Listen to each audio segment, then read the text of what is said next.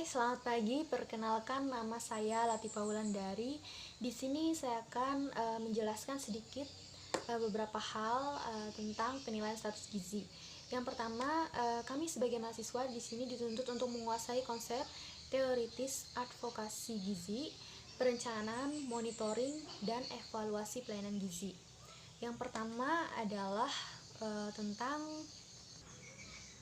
beberapa hal yang termasuk dalam pembahasan kita kali ini. Yang pertama itu adalah metode penelitian status gizi secara langsung dan tidak langsung, konsep pertumbuhan dan perkembangan, serta pelayanan standar rujukan dan pertumbuhan. Yang pertama adalah batasan dan pengertian. Ada 4 yang perlu dibahas. Yang pertama adalah nutrien atau zat gizi. Jadi di sini zat gizi yang dimaksud adalah zat yang terdapat di dalam makanan yang kita makan, yaitu zat ini diperlukan untuk proses metabolisme dalam tubuh. Yang kedua adalah nutrition atau gizi. Di sini adalah dimaksud nutrition atau gizi ini merupakan keseimbangan zat gizi yang kita dapatkan dari makanan untuk proses metabolisme dalam tubuh kita. Lalu yang ketiga adalah status gizi. Nah, status gizi ini adalah keadaan yang diakibatkan oleh keseimbangan antara asupan zat gizi dan kebutuhan untuk metabolisme. Yang keempat adalah indikator gizi. Maksudnya indikator gizi ini ialah hal-hal yang kita perlu kita ketahui untuk menggambarkan status gizi baik itu seseorang maupun mungkin kelompok. Baik, yang berikut adalah yang kita bahas itu adalah konsep timbulnya masalah gizi. Yang pertama adalah gangguan pemanfaatan zat gizi. Jadi yang dimaksud ini gangguannya itu dari jumlah zat gizi yang kita dapatkan dari makanan kita. Kalau zat gizi itu yang kita dapatkan dari makanan itu kurang, tentu saja sudah terganggu. Masalah gizi ini pasti timbul. Namun gangguan pemanfaatan zat gizi ini juga terbagi menjadi dua, yaitu ada faktor primer dan ada faktor sekunder. Yang faktor primer memang sangat sering kita ketahui, yaitu yang pertama adalah kurangnya pangan yang ada dalam pangan yang dibutuhkan dalam lingkup keluarga. Yang kedua adalah faktor kemiskinan, yang tentunya semua hal-hal yang dapat mencukupi kebutuhan gizi kita. Namun yang ketiga yang adalah pengetahuan yang rendah, tentu saja ya, karena pengetahuan yang rendah membuat kita tidak terlalu mementingkan gizi kita, jadi akibatnya terjadi gizi buruk, stunting dan lain-lain. Yang keempat adalah kebiasaan makan yang salah. Ada juga kebiasaan makan yang salah. Di sini juga dimaksudkan seperti adanya pantangan-pantangan.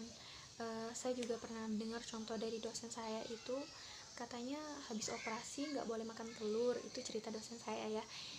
Sebenarnya makan telur itu bagus untuk orang yang sudah melakukan operasi, karena di sana terdapat protein yang nantinya protein ini akan membentuk jaringan baru untuk memperbaiki maksud saya luka dalam yang terjadi akibat operasi gitu. Contoh dari yang dosen saya pernah cerita, jadi saya cerita share juga. Yang kedua adalah faktor sekunder.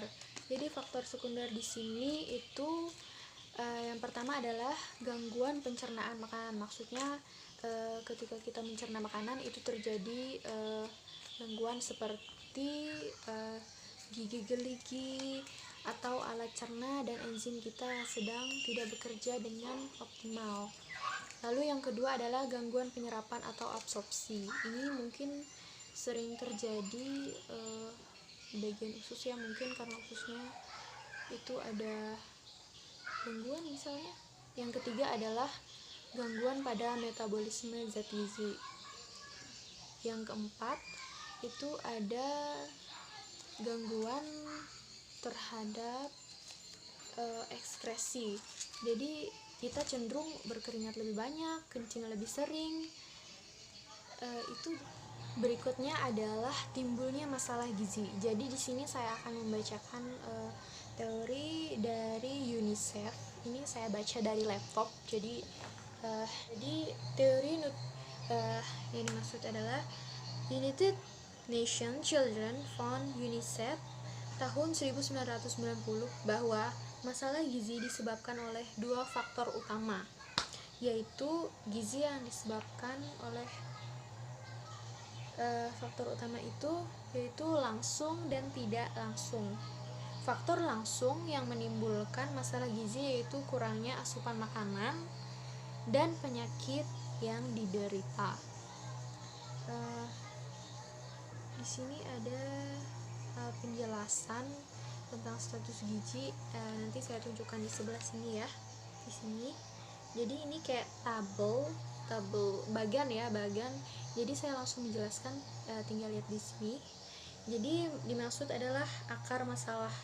Jadi yang pertama, akar masalahnya itu adalah kita tahu bahwa Indonesia ini dari dulu kita masih menjadi negara yang berkembang, sampai sekarang pun masih menjadi negara berkembang. Tentunya negara-negara yang berkembang tingkat kemiskinannya itu tinggi. Nah, jadi gara-gara miskin ini, jadi banyak sekali masyarakat atau penduduk yang kurang dalam pemahamannya dalam pendidikan, kesehatan lingkungan yang buruk, dan masih banyak lagi hal-hal kan tadi seperti kemiskinan, kurangnya pendidikan dan lain-lain. Itu adalah penyebab utama dari status gizi, kurangnya status gizi. Penyebab tidak langsungnya yaitu kurang tersedianya pangan dalam tingkat rumah tangga. Setelah itu asuhan ibu dan anak yang kurang. Yang ketiga adalah kurangnya pelayanan kesehatan yang memadai. Lalu penyebab langsungnya tentu saja seperti infeksi penyakit, kurang gizi yang nanti berakhir pada status gizi, infeksi penyakit, dan status gizi serta kematian. Jadi yang selanjutnya adalah segitiga penyebab masalah. Jadi saya udah nulis di sini. Nah, kenapa di sini disebut segitiga penyebab masalah? Karena mereka bertiga ini saling berkaitan. Yang pertama ada host. Host itu adalah kita manusia. Jadi host atau penjamu itu yang dimaksud seperti kita manusia. Timbulnya penyakit itu bisa disebabkan oleh kita sendiri. Jadi seperti kebiasaan yang buruk, tingkat ekonomi, dan masih banyak yang lainnya. Agent ini seperti virus, penyakit, bakteri, ini yang menimbulkan penyakit. Lalu environment adalah lingkungan.